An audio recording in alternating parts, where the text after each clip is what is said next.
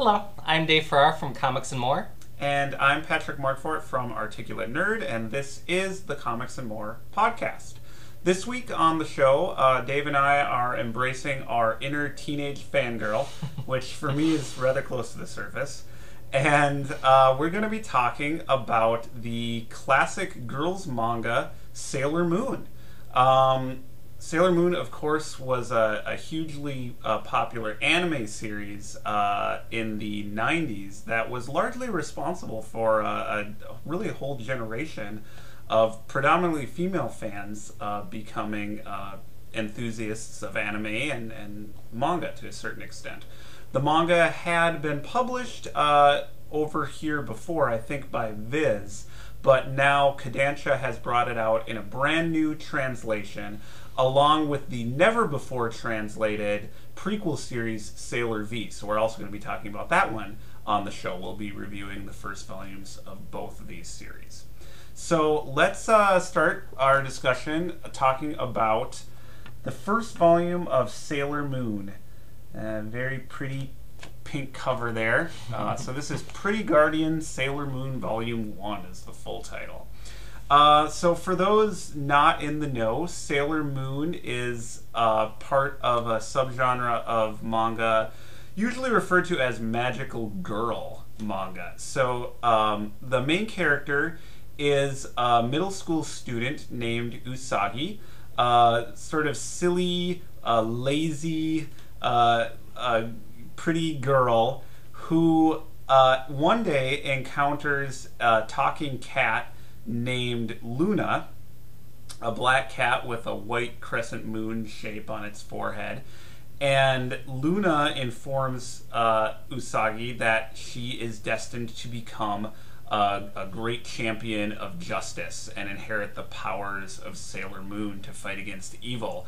And she transforms into Sailor Moon by using a magical brooch, and she becomes the beautiful guardian of love and justice that we all know so well.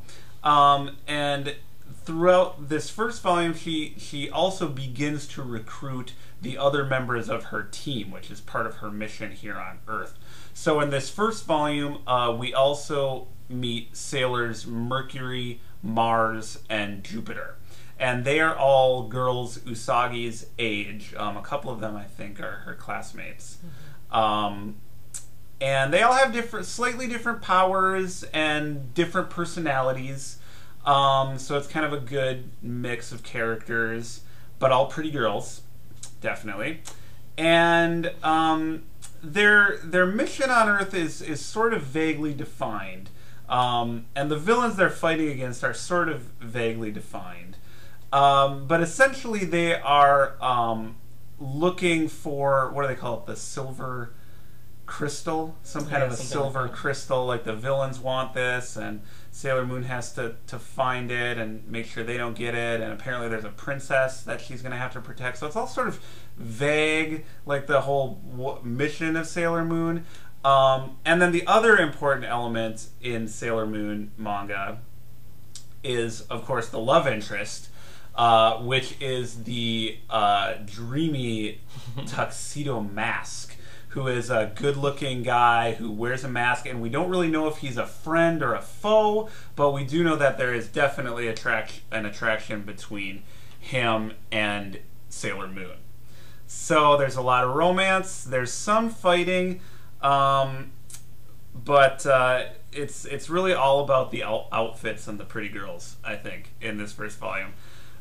Which I really liked about it. Like, I really loved it. I found Sailor Moon really interesting, mostly because I wasn't a Sailor Moon fan, like, back in the day. Like, I've seen like an episode or two of the anime. I've read like an episode or two of the manga before in its earlier translation.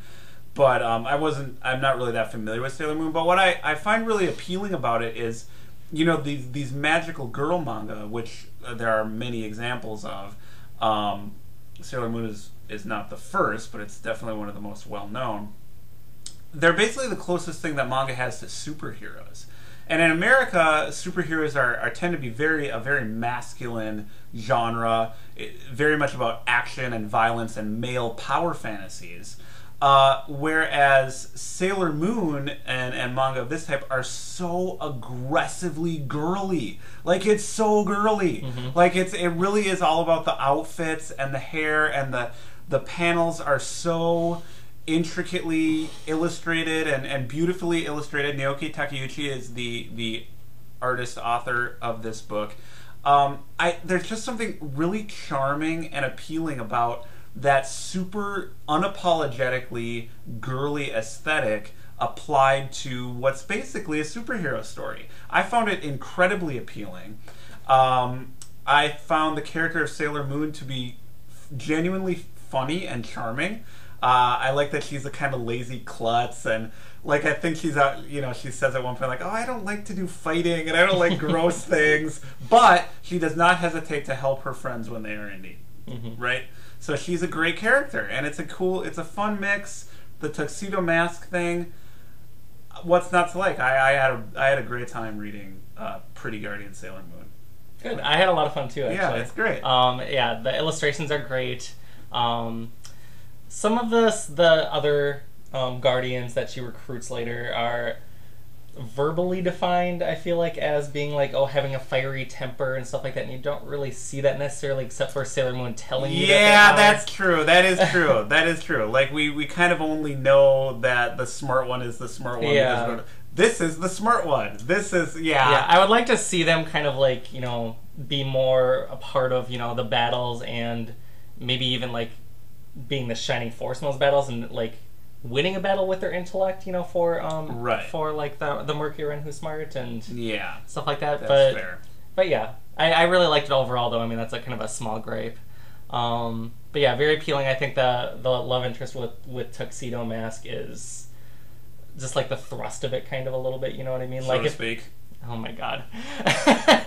That part isn't in the Sailor V book, and I feel like it makes it a lot stronger in Sailor Moon. So I like that. But you gotta have the romance. Yeah, I'm glad that the author had that in there. It's wonderful. Yeah. Plus, Tuxedo Mask is a great name. Yeah, for a character.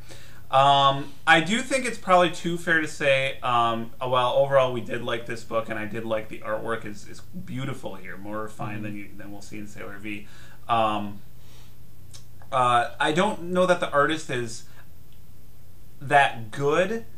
I don't know if it's action is not depicted well in this book, and I don't know that that's a weakness or if it's a convention of the shoujo genre.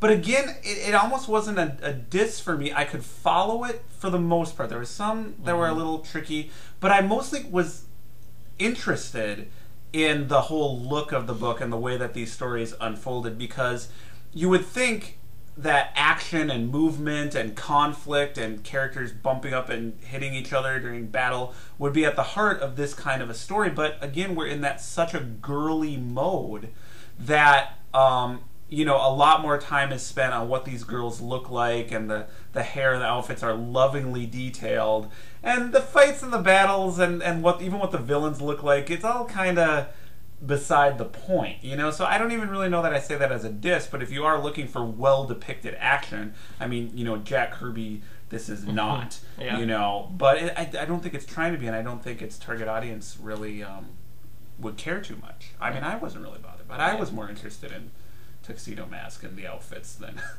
what was going on in the battles. Yeah, me too. But that should be pointed out. And I do think probably you could also say as a minor caveat that this first volume is a bit repetitive as far as the chapters, because we're introduced to 3 other Guardians here. So we have Sailor Moon's origin, and then there's a chapter where we meet Sailor Mercury, and then there's a chapter where we meet... And they basically all follow the same formula a little bit. So a little bit of repetitiveness in this first volume at least. But for the most part, it just kind of knows what elements of the story are important to its audience and to its author, and it nails those elements, and it was a lot of fun. Great.